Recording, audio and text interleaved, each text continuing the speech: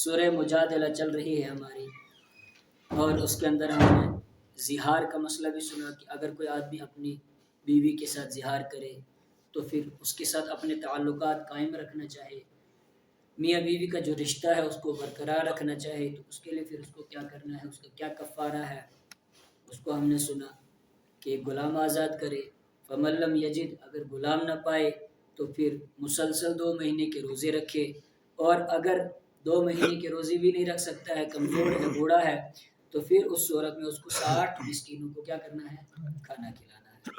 اور پھر اللہ نے فرمایا یہ اللہ کی حدیں ہیں، اور جو اللہ کی حدود کو پار کر جاتا ہے، تجاوز کر جاتا ہے، وہ کافر ہے، اور جو کافر ہے اس کے لیے وللکافرین عذاب علیم، کافروں کے لیے دردناک عذاب ہے، وللکافرین عذاب مہین، کافروں کے لیے ذلیل کرنے والا، رسوا کرنے والا عذاب ہے۔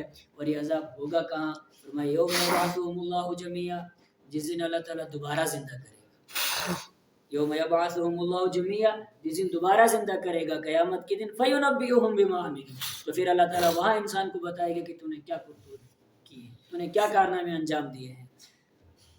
کیوں اللہ تعالیٰ وہاں بتائے گا احصاہ اللہ ونسوہ؟ اس لیے کہ اللہ رب العزت نے ہر ایک چیز گن گن کر کے رکھی ہے۔ انسان گناہ کرتا ہے تو بھول جاتا ہے، لیکن اللہ رب العزت اس کو بھولتے نہیں۔ اللہ فرمائے احصاہ اللہ، اللہ اس کو کیا کرتا ہے، گن گن کر کے رکھتا ہے۔ واللہ علی کل شیء شہید، اور اللہ تعالیٰ ہر چیز پر گواہ ہے۔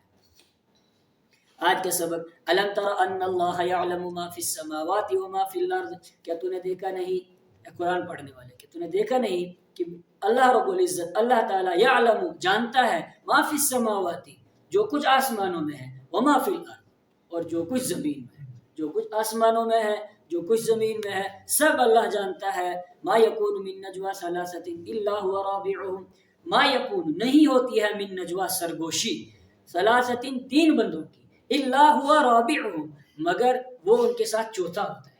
یعنی سرگوشی کس کو کہتے ہیں؟ چپ کے باتیں کرنا، سر کے ساتھ سر ملایا اور کان میں اس کو کوئی بات کہنا، اس کو کہتے ہیں سرگوشی، یعنی کوئی بندہ اس بات کو سن نہ پائے، اتنی آہستہ سے بات کرنا، سرگوشی، چپ کے باتیں کرنا۔ اللہ فرما رہے ہیں جب کہیں 3 بندے چپ کے بیٹھ کر کے باتیں کرتے ہیں، کسی کے خلاف سازشیں کر رہے ہوتے ہیں، کسی کو بدنام کرنے کے مشورے کر رہے ہوتے ہیں، کسی کو قتل کرنے کے بارے میں مشورے کر رہے ہوتے ہیں، جہاں کہیں 3 بندے بیٹھے ہوتے ہیں، اللہ ہوا رابعہم، وہ سمجھتے ہیں کہ ہم 3 ہی ہیں، ہمارے ساتھ اور کوئی نہیں ہے۔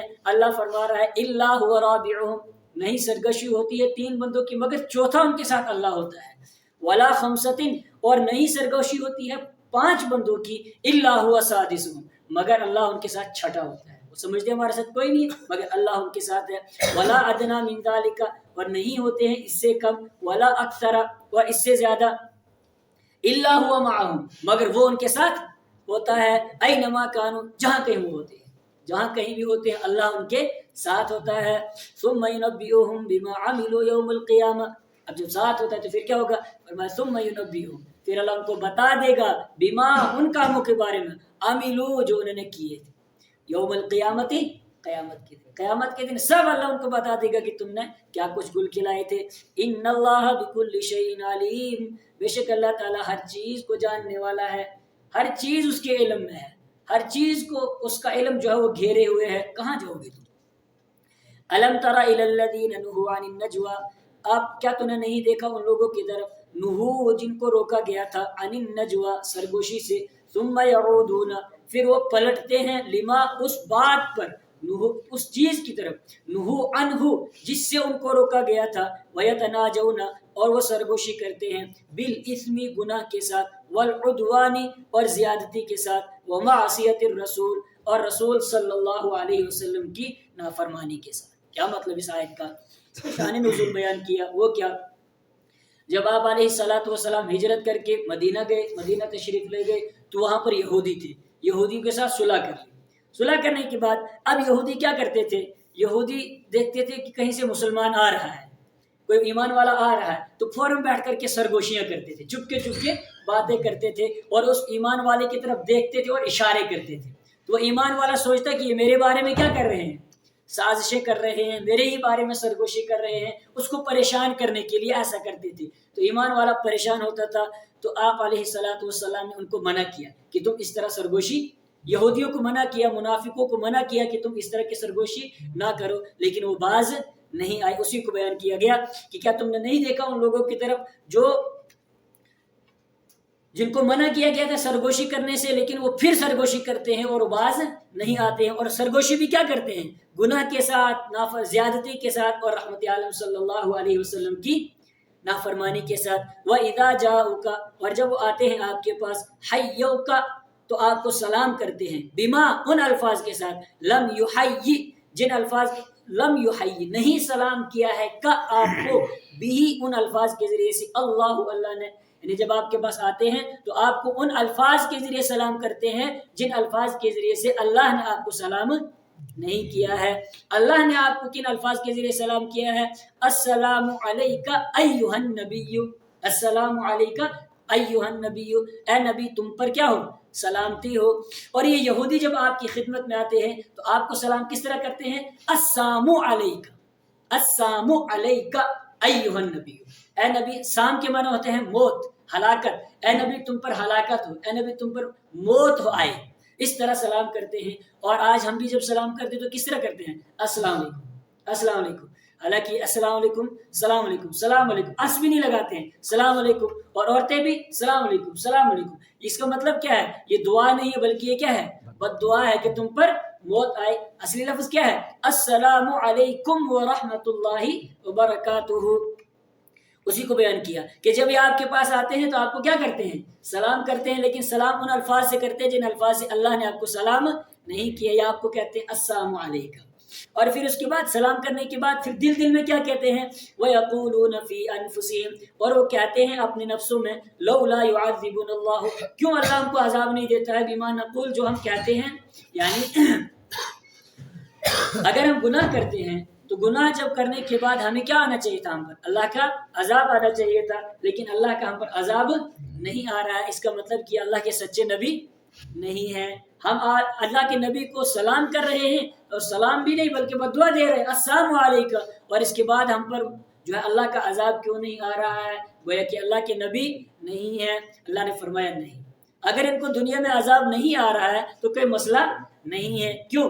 حسبہم جہنم، ان کے لیے تو اللہ نے عذاب تیار کر کے رکھا ہے، وہ جہنم دہکا کے رکھی ہوئی ہے، جہنم کا عذاب تیار کر کے رکھا ہے، اور حسبہم جہنم، جہنم ان کے لیے کافی ہے۔ اب دنیا میں اگر کوئی عذاب نہیں مل رہا ہے کوئی مسئلہ نہیں، جہنم ان کے لیے کافی ہے، یصلونھا، یہ جہنم کے اندر داخل ہوں گے، فبئس المصیر، تو بہت بری ہے لوٹ کر جانے کی جگہ۔ جہنم جو ہے وہ لوٹ کر جانے کی بہت بری جگہ ہے۔ ایک طرف یہودی اور ایک طرف منافق، ان کے مقابلے میں ایمان والے۔ تو فرمایا کہ کیا ایمان والے سرگوشی کریں ہی نہ؟ ان کے بارے میں کیا ہے کہ وہ سرگوشی کر سکتے ہیں یا نہیں کر سکتے ہیں؟ فرمایا پہلی بات ان کو سرگوشی کرنے کی ضرورت ہی کیا ہے؟ وہ سرگوشی کرے ہی کیوں؟ پھر فرمایا کہ کیا بالکل ان کے لیے جائز نہیں ہے؟ فرمایا نہ، کچھ باتیں ہیں جن کے لیے وہ سرگوشی کر سکتے ہیں، اسی کا ذکر۔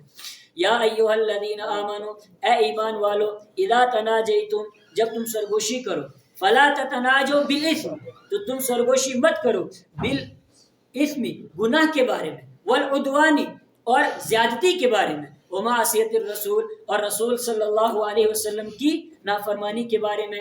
اگر تمہیں سرگوشی کرنی ہے تو یاد رکھنا ان تین کے بارے میں نہیں کرنا، نافرمانی کے بارے میں، زیادتی کے بارے میں، اور رحمت عالم صلی اللہ علیہ وسلم کی نافرمانی کے بارے میں سرگوشی مت کرنا۔ اگر سرگوشی کرنی ہے تو پھر کس بارے میں کرنا؟ وَتَنَاجَوْا بِالْبِرِّ، اور تم سرگوشی کرو بالبر، نیکی کے ساتھ، وَالتَّقْوَى، اور پرہیزگاری کے ساتھ۔ سرگوشی کرنی ہے تو کرو نیکی کے ساتھ۔ فلاں آدمی مسجد میں نہیں آ رہا ہے، وہ مسجد میں کیسے آ جائے؟ فلاں آدمی گناہ کر رہا ہے، اس کو گناہ سے کیسے روکا جائے؟ تو اس طرح کی سرگوشی کر سکتے ہو تم لوگ۔ اور سرگوشی کرنے کے بارے میں بھی کیا کرو؟ ایک چیز کا احتیاط کرنا، وہ کیا؟ ایک چیز کے بارے میں، واتقوا اللہ، اور اللہ سے ڈرو، الذی الیہ تحشرون، جس کی طرف تمہیں جمع کیا جائے، اس اللہ سے ڈرتے رہنا۔ سرگوشی کرو مگر اللہ کا ڈر، خوف، قیامت کا منظر، قیامت کی ہولناکی تمہارے ذہن میں ہونی چاہیے۔ اور یہ سرگوشی کا جو منافقوں کا، یہودیوں کو جو ذہن بنا ہوا تھا، یہ ذہن کیسے بنا ہوا تھا؟ کیوں وہ سرگوشی کرتے ہیں؟ اس کو بتایا، انما النجوى من الشیطان، بے شک سرگوشی من الشیطان، شیطان کی طرف سے۔ یہ شیطان ان کو اس کام میں لگا دیتا ہے۔ اور پھر شیطان ان کو اس کام میں کیوں لگاتا ہے؟ سرگوشی کرنا گناہ ہے، نافرمانی اللہ کے حبیب کی گناہ ہے، تو پھر اس گناہ کے کام میں شیطان ان کو لگاتا کیوں ہے؟ اس کا جواب لیحزن الذین آمنوا، تاکہ وہ غم میں ڈالے ان لوگوں کو جو ایمان لائے۔ سرگوشی شیطان منافقوں سے، یہودیوں سے سرگوشی کیوں کرواتا ہے؟ اس کام میں ان کو کیوں لگاتا ہے؟ اس لیے کہ شیطان کو پتہ ہے کہ جب یہ لوگ سرگوشی کرتے ہیں تو اللہ کے حبیب کو تکلیف ہوتی ہے، جب یہ منافق اور یہودی سرگوشی کرتے ہیں تو ایمان والوں کو تکلیف ہوتی ہے، ایمان والوں کو غم پہنچتا ہے، تو ایمان والوں کو غم میں ڈالنے کے لیے شیطان کیا کرواتا ہے؟ ان سے سرگوشیاں کرواتا ہے، چپکے چپکے باتیں کرواتا ہے، لیحزن الذین، تاکہ وہ غم میں ڈالے ان لوگوں کو آمنو جو ایمان لائے، ولیس بضارہم شیئا، اور نہیں ہے وہ شیطان تکلیف دینے والا ان کو کچھ بھی، الا باذن اللہ، مگر اللہ کے حکم سے۔ شیطان ان سے سرگوشیاں کرواتا ہے لیکن شیطان ان کو کوئی نقصان نہیں پہنچا سکتا، ہوتا وہی ہے جو اللہ چاہتے ہیں۔ شیطان جتنی مرضی کوشش کر لے، شیطان کی کوشش کامیاب نہیں ہو پائے گی، تو پھر ایمان والوں کو کیا کرنا ہے؟ اللہ فرما رہے ہیں وعلی اللہ، اللہ ہی پر فلیتوکل المؤمنون، ایمان والوں کو بھروسہ کرنا چاہیے۔ اللہ رب العزت مجھے بھی اور آپ کو بھی اپنا کلام سمجھنے کی توفیق عطا فرمائے۔ وآخر دعوانا ان الحمد للہ۔